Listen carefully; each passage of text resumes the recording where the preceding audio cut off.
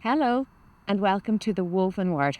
This is a series of programmes in which we consider a group of poets who mainly flourished in the 18th and 19th centuries and have come to be called Ulster's rhyming weavers, or the weaver poets.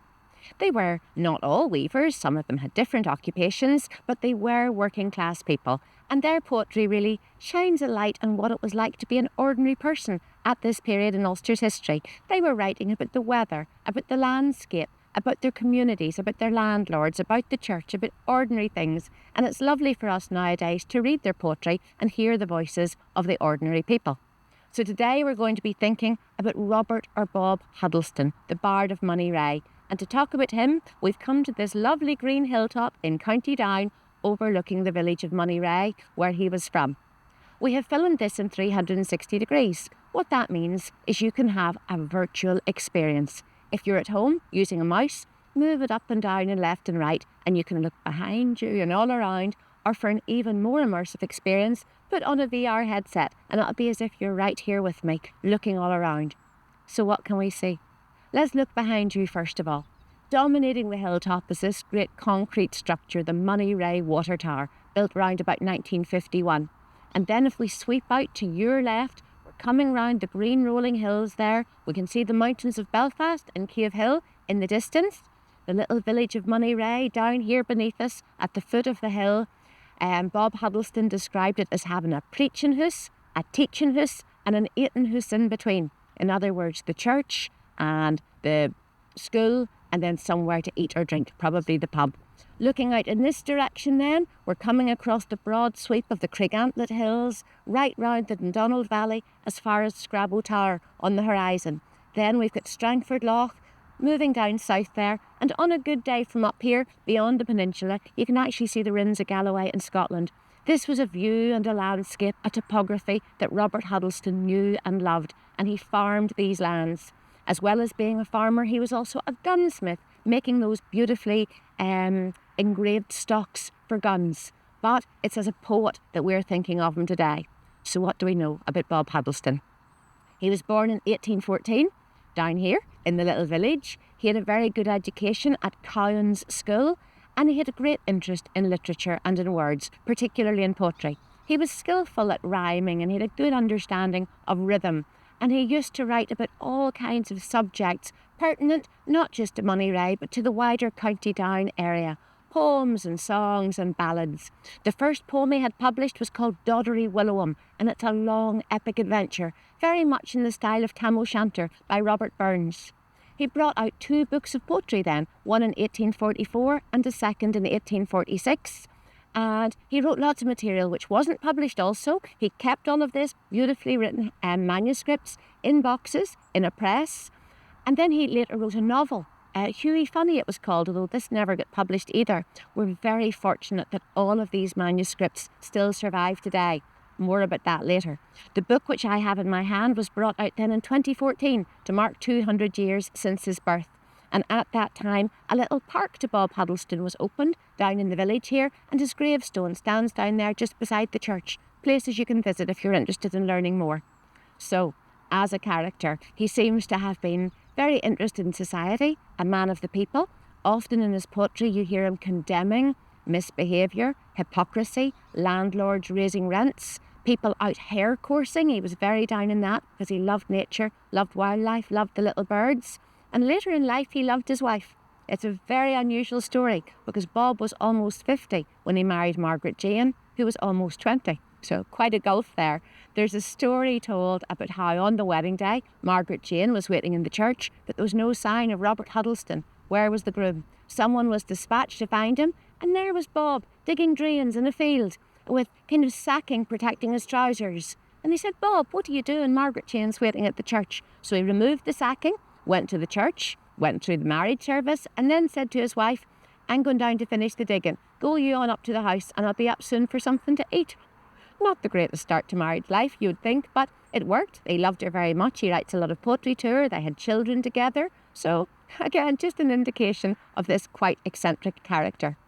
Now, just earlier this year, so very currently, a new tour has opened down in the Ulster Folk Museum. This is where Bob Huddleston's manuscripts are kept in the archive, And they have now launched Ryman Rab's Ramble, which is a tour of some of the key buildings in the Ulster Folk Museum, almost introduced or narrated by Bob himself. It's a really wonderful resource. So we're going to head off down there now and find out a bit more.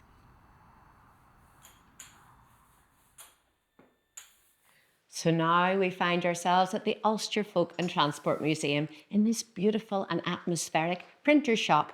We are on Ryman Rab's Ramble around the park, and this is map stop 16, the print shop.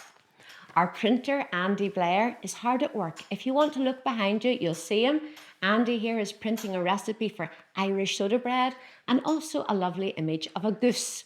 This celebrates Gus, who's the museum's resident goose, somewhat grumpy, I'm told, and almost 20 years old.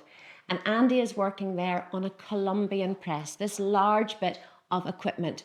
Funnily enough, this piece was manufactured in 1844, which was exactly the same year as Robert Huddleston brought out his own first collection of poetry.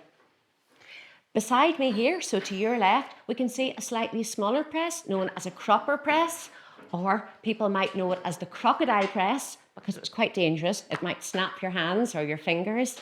Behind me is a smaller little model, the cope press. And around the walls, you can see the accoutrements of the printing trade, letterboxes and posters. Printing absolutely revolutionised communication. And for poets like Robert Huddleston, it gave them a way to get their material out to a wider audience. Bob originally wrote his poetry just for friends and for neighbours, but then he was able to send material into the local newspapers and reach a wider audience. In 1844, he brought out his own first collection of poetry. Now, printing was very expensive and he couldn't afford to just publish a book, so he published by subscription. In other words, he persuaded friends and family to pay in advance for their copy of his book, and then they would get their name listed in a subscribers list in the book, and when it was ready, they would receive their copy. This was what he did in 1844. Lots of friends and family subscribed, but he ruefully said afterwards, not all of them actually paid up, despite having their name in the subscribers list. This didn't put him off, and in 1846 he brought out a second collection.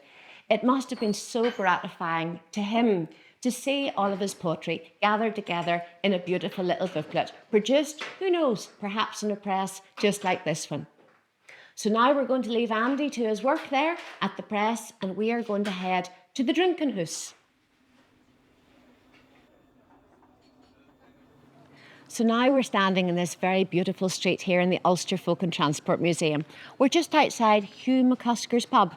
And in Ryman Rab's Ramble, this is referenced as map number 30, the drinking house, or the pub. Now, if you have a look around you, you can see over there Leonard McAlinden, farm and domestic supplies, hardware merchant and ironmonger. I see the Ballycultraw dispensary just over there, and beside it, tucked into the corner, is B.J. Sloan, draper and outfitter. But the reason why I'm standing in front of a pub is because Robert Huddleston, it's safe to say, certainly enjoyed going to the pub. He loved the sociable aspect of joining with friends for a song and a wee drink, and quite a few of his poems and songs make reference to the joys of drinking, although he also advocates not taking too many of them. In a moment or two, you're going to hear my friend and colleague Matthew Warwick reading a poem called A Wee Drap o' Auld Cumber Tam. Auld Cumber was a whisky distilled in the town of Cumber, very close to Moneyreagh, where Robert Huddleston lived. And in this poem, you'll hear some lovely Ulster-Scots vocabulary. He'd be talking about bring us a naggin being a measure of whisky. The nicht is chill, it's a cold old night, so you want to get a nice whisky inside you. He talks about a day we hae rambled Cumber, so all day they've been out walking round the district. He talks about frae Newton Brig, the bridge at Newtonards, the Ghaist Hole Swill. The Ghost Hole is a big meander in the Cumber River, so close to where the whisky is distilled. You're going to hear all these lovely words and many more. And as Matthew reads the poem, you'll be able to see the words appearing up on the screen beside you. Now, if you're watching via YouTube, you can expand the description and jump forward in the time code to a later section where you'll be able to enjoy beautiful views of the Ecklandville Distillery. The Ecklandville Distillery is currently bringing out a new Auld Cumber whisky. It was distilled from 1825 to 1953. Then there was a break of almost 70 years, and now Ecklandville are once again distilling Auld Cumber. Wouldn't Robert Huddleston be delighted? As for me, I'm going to go inside and have a wee drink to warm myself up. A Wee Drop o' Oil Cummer Tom by Robert Huddleston. Bring us a noggin, the nacht is chill, they are fools wha bear their guts all well, o out frae that dusty, oily mill, a day wi' he rammelled cummer Tom. O whisky good, ye may drink your fill, but whisky bad would a poor man kill. And hey, for a drop o' oil miller still, a wee drop o' oil cummer Tom. O hey ho for oil cummer Tom, o hi ho for oil cummer Tom. We're no like folk that curse and damn, and we'll hae a dram o oil cummer Tom. Frae Newton Brig to the meeting house hill, frae Downey's wall to the Gace hole swell. I tried them a', baith malt and yell, but they're no for belly timber Tom. The first was thin, and the second ill, but oh, the third, it would a spained a bell, and the fourth was waur than a ratch being pill. They weren't like to oil cummer Tom. Where's was the best, ye ax me still? I think Falloons is the best for a gal, but you micht as well be on the treadmill, lest the bobs micht tak your number Tom.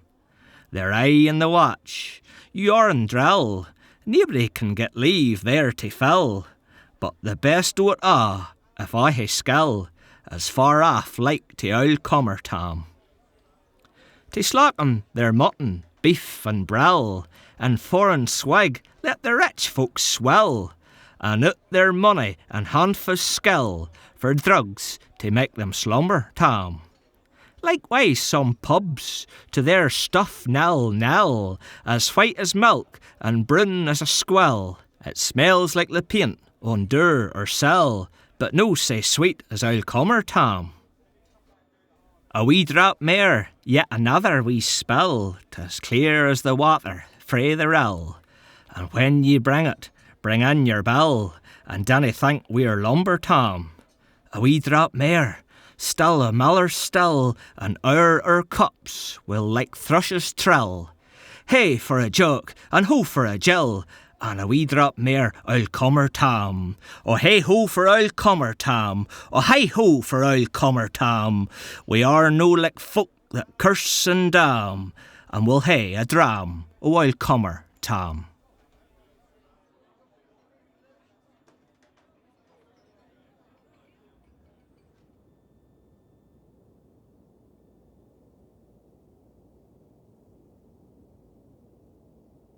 A Wee Drop o' Oil Cummer Tom by Robert Huddleston.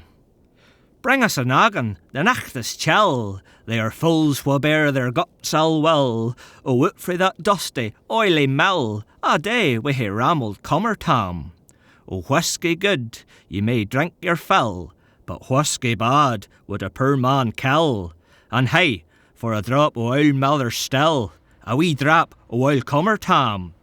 O hey ho for oil cummer Tom, o hi ho for oil cummer Tom. We're no like folk that curse and damn, and we'll hae a dram o oil cummer Tom. Frae Newton Brig to the meeting house hill, frae Downey's wall to the Gace hole swell. I tried them a', baith malt and yell, but they're no for belly timber Tom. The first was thin, and the second ill, but oh, the third, it would a spained a bell, and the fourth was waur than a ratch being pill. They weren't like to oil cummer Tom. Where's was the best, ye ax me still? I think Falloons is the best for a gal, but you micht as well be on the treadmill, lest the bobs micht tak your number Tom.